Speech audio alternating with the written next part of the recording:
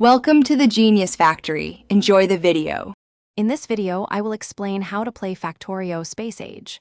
First, focus on expanding your factory to produce the initial space science packs.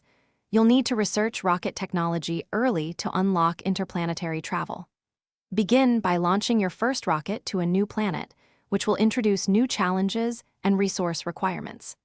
This expansion adds significant depth to the late-game experience, requiring strategic planning for resource logistics across multiple celestial bodies.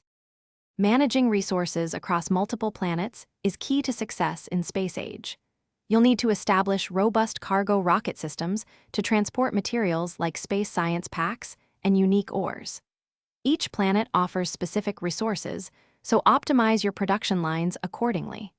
Consider using space elevators for high-volume transfers between surfaces and orbit, streamlining your supply chains. Efficient logistics will prevent bottlenecks and keep your research progressing smoothly.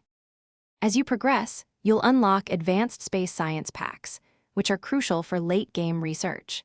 These often require resources from multiple planets, demanding complex logistical solutions. Construct orbital platforms to house specialized labs and production facilities that can only operate in space. Integrating these new technologies into your existing factory will allow you to craft powerful modules and structures, pushing the boundaries of your industrial empire even further. The end game of Factorio Space Age involves optimizing your entire interplanetary network for maximum output. Focus on scaling up your production to support a megabase, ensuring all planets contribute efficiently. Don't forget to fortify your outposts against increased alien threats, as they will become more aggressive.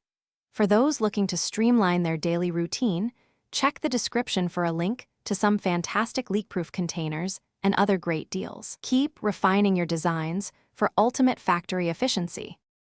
Thanks for watching. If you found this helpful, don't forget to like and subscribe.